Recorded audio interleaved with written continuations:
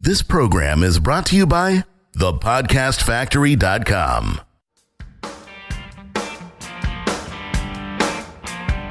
Hi, my name is Igor Kheifets, and this is the List Building Lifestyle, the only podcast which delivers cutting-edge conversion strategies from the online trenches straight to your earbuds.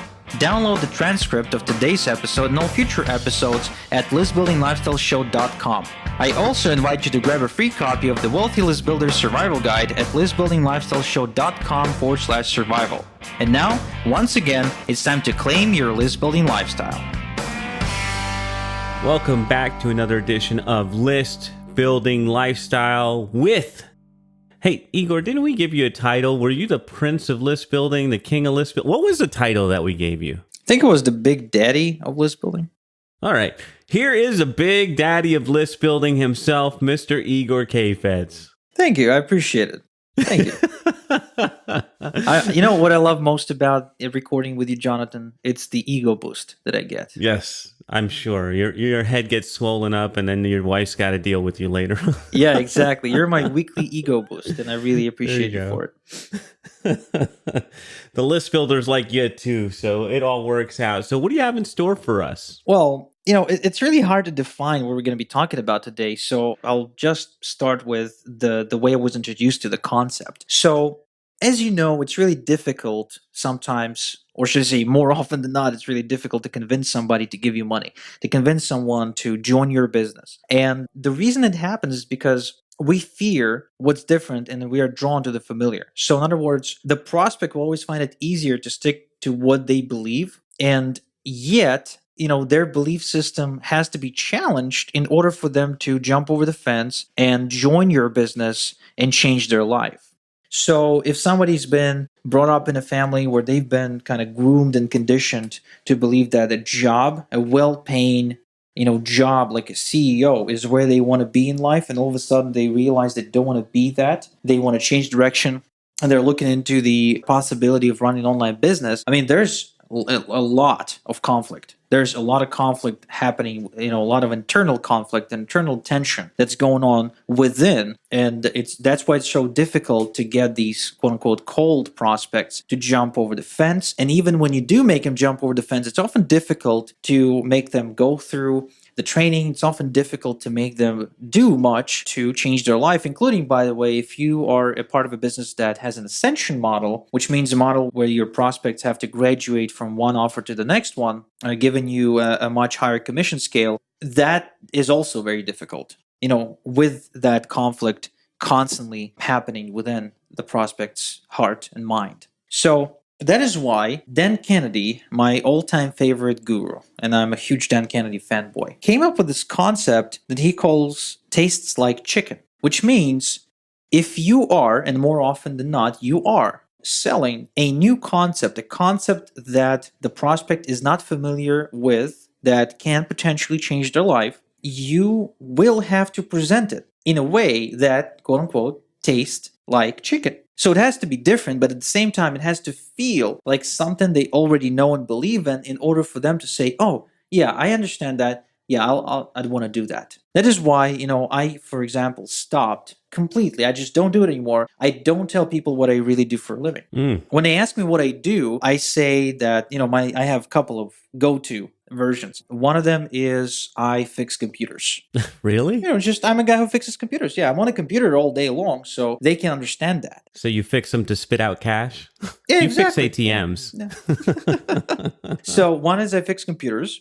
Two is another cool one that people really don't ask anything else about is I build websites. Right? So there's really nothing. I mean, oh, you build websites? Yeah, I can get that. I can grasp that. I used to tell people that I am an internet marketer, and then it would lead to a bunch of unnecessary questions that just forced me to try and explain to them what the hell that means. And, after doing it for a couple of times, I realized most people can't understand it. Like, they don't understand what exactly internet marketing really means. How exactly do you make money online? As soon as their curiosity has been triggered, they kind of have to know.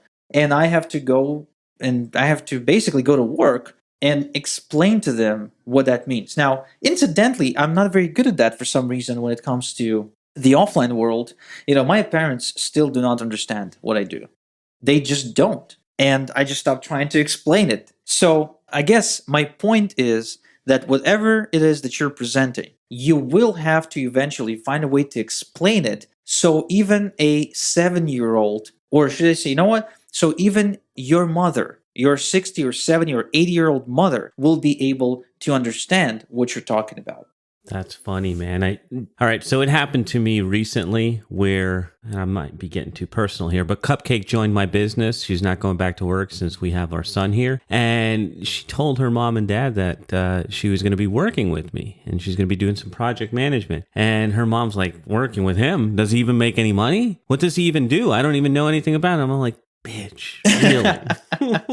Oh, man. So does that not frustrate you? Oh, yeah. I've had the same thing happen with me and my girlfriend at the time, who today is my wife, and she's also the mother of my child. Her mother at the time and her friend, her best friend, that is a real bitch, trust me, told her to just drop me, just, leave me, because I was just, they didn't understand me. First off, I did not want to go to the army. Right, so I already spoke about the army adventures. I really did not want to go because I realized I would lose the 3 years of my life to something that was not important to me. And that, like, this rebellion stage of my life, a lot of people kind of were against that. And as far as like money, I wasn't making any. And when they asked what I was doing, my wife just said, well, he's an internet marketer. And again, since they couldn't understand it, they felt that she was with a bum loser that has no future, that makes no money, that has no vision, that basically is going nowhere and pretends to work on the internet. Oh, I get angry thinking about it. Yeah, it is. But, it's funny is that a lot of people I talk to go through similar experiences. And again, it just goes to show you that people are really resistant to change, because change requires, like, physical change in life or lifestyle requires a change in belief system. And asking someone to change a belief is like asking them to cut off their arm, because beliefs are a part of our identity. I realize we're getting super deep, and I don't want to overwhelm or complicate this. But here's what you need to understand. People don't like change, even if they talk about wanting to change. In fact, they prefer for the change to be super gradual and super slow than abrupt and life-changing. So, ever heard the stories, Jonathan, where people won the lottery, like became mega rich overnight, quite literally, and then 2 years later back exactly where they were financially? Yeah, sometimes even worse off. Yes, because that feels so much more familiar than being a millionaire or multimillionaire. Yikes. Feels good to be broke. I don't want to be rich. Yeah, it's counterintuitive and it sounds weird, but it's true. In fact, I remember reading a news story about this lady who broke back into prison after being released because she said, I just don't feel comfortable outside. That is freaky. Yeah, because she spent a lot of time, she spent most of her life in correctional facilities and penitentiaries. So, when she was finally released, she just did not know what to do on the outside. So she broke back into prison. She asked them to keep her there first, of course, and they said, no, come on, you're just being ridiculous. And she broke back in. And of course, that was a felony, so she was put back in prison. She got exactly what she wanted. Good for her for making it happen. Yeah, so again, my point is this.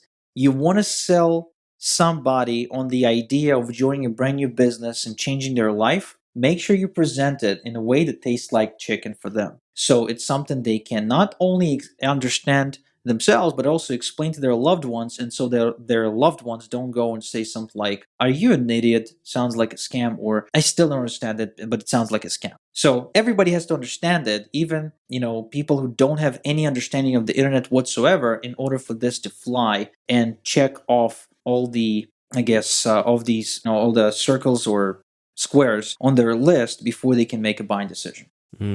Sounds like some work.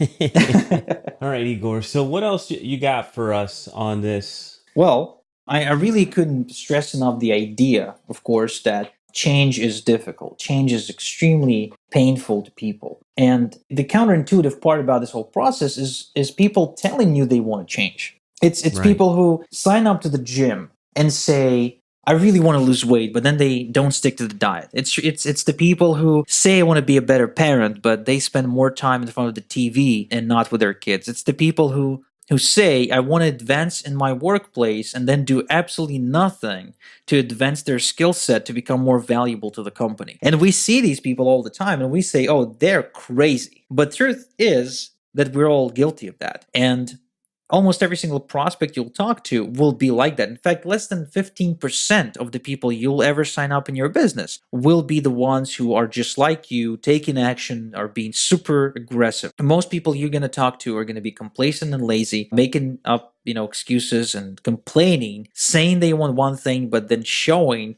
a completely different set of beliefs and priorities in life with their behavior. So if you are to sign anyone up, you have to show whatever the action you want them to take is aligned with who they already are.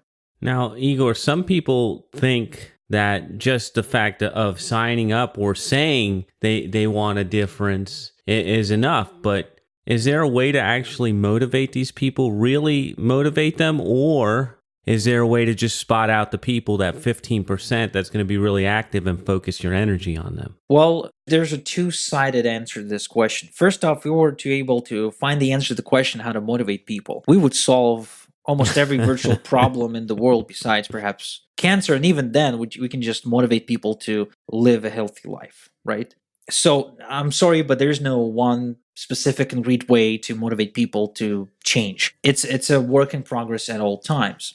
However, what you could do in order to spot the people where with whom you really want to spend more time with, people who will follow through, people who will take action, people who will commit themselves, is by putting more barriers in place between yourself and them. And so the ones who overcome all these barriers, the ones who are willing to go through the trouble of getting to the top of your mountain, will probably be the ones that are going to be way more likely. I mean, again, it's not guaranteed, but they're going to be more likely to take action on everything you tell them. And of course, you also want to charge money. In other words, if you're a coach or a consultant, if you actually control the offer that you're selling, because it's not the case if you're promoting a business opportunity where the offers are kind of set in stone, you'll find that if you increase the amount of money you're asking for your services, with it, you'll increase the quality of the people you're signing up. So when forced to pay more money for something, people take that thing more seriously. I remember going from charging $2,500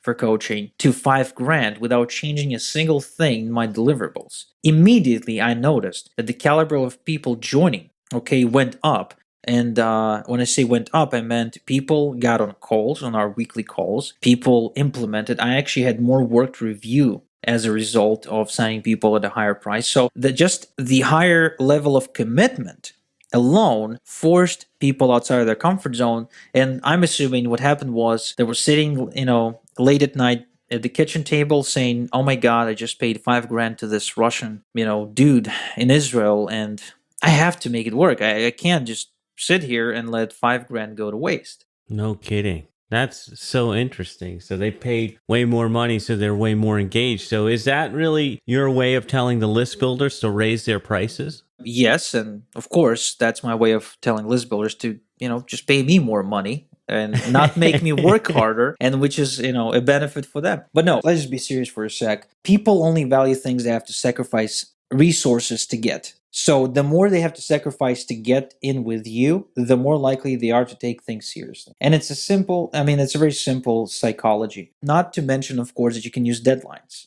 Deadlines are extremely powerful. I remember when I signed up with you, Jonathan, you were kind of laying down the plan for me, and we were launching, I think it was before the New Year's, right? Yeah. And you're like, okay, so the deadline I want to launch this by is, what was it, January 14th or something like that. And so we have exactly 6 weeks to put this together. Here's the checklist of everything you got to do. And you gave me this enormous checklist. Like, normal people should not be forced to work that hard. Like, go and give me your avatar and enter, gazillion questions over here and record this thing and that thing. And so anyway, at first I felt scared as hell because there was a lot to do and I had to do it while running my business. But eventually, the idea of a deadline and the fact that I paid you money, and so for as long as I don't give you this stuff, you actually just getting paid for free, forced me to complete this within, I think it was 10 days, right? Yeah, you were pretty quick though. I actually thought I needed to give you more work because you got it done too quickly. Well, yeah, I was really driven because, I realized there was a deadline, and not only I had to do the work, you had to take all this work I've done and do your part, right? You had to produce it and put it together, bring the site up and transcribe it. And I mean, you had a lot of work to do as well. So knowing that, I just forced myself outside of my comfort zone and did this thing overtime. I just every single day when I finished with my, day-to-day stuff, I quite literally took an extra 2 hours to do everything else that had to do with the podcast. Simply because A, it was committed financially, B, there was a deadline that you just clearly set for me, because you're like, okay, so show goes live on this date and we gotta make sure everything's ready and your email's written and everything. So again, I'm talking about psychology. I'm talking about tricking the brain into following through. So it's higher level of commitment, and it's deadlines, and it is basically making people jump through hoops. Because let's face it, I had to jump through a few hoops with you as well. Yeah, that's right. It's and you've taught me actually more about the power of deadlines than anything, because I wasn't doing it as strongly as I am now in my phone consultations, but just having that expiring bonus, sign up in the next 24 hours and stuff. Before I started talking to you and doing your show with you, I didn't realize how strong that was. And it's just worth mentioning again that the power of that deadline really motivates people to get off their asses. Oh yeah, for sure. And you should definitely check out I think it was Sigmund Freud School of Marketing was the episode that we recorded about deadlines, where we explained in detail how deadlines work. Yeah, that's right. The psychological motivation. Yes, exactly. So it's like when he discovered how just by putting a deadline before starting to work with a patient would miraculously help the patient, cure their condition before just before the deadline. And patients that never had a deadline kept on going and going and going for years, treating the same condition. Yeah, good stuff. So, Igor, anything else as we're coming to a close on this edition of List Building Lifestyle? Nothing else but a recap of everything we've talked about today. People fear the unfamiliar and people cling to the familiar. So not only will they resist the idea of change, actively resist it, meaning they will go, and take action not to change, but they're also going to be super reluctant to change. So that's like two battles you're fighting. Not only eliminating the fear of change, but also getting them to want to change, right? Getting them to realize that the change is congruent with who they are, with their identity, with their belief systems. And that is extremely important. That, without it, nothing really happens. This is a fundamental requirement for influence to happen. Good stuff. So that is it. That's a wrap for today's show, and we will be back in your earbuds next time. Thank you, List Builders, for tuning in. And as always, Igor, thank you for sharing your insights with us. Thank you for listening to the List Building Lifestyle. Make sure to subscribe on iTunes or Google Play to never miss an episode. Because who knows, just one conversion tactic we share on the show might double your list and double your business. Download the transcript of today's episode and all future episodes at listbuildinglifestyleshow.com. And don't forget to claim your complimentary copy of the Wealthy List Builder Survival Guide at listbuildinglifestyleshow.com/survival. This is Igor Kheifets, and until next time we talk, have a good one.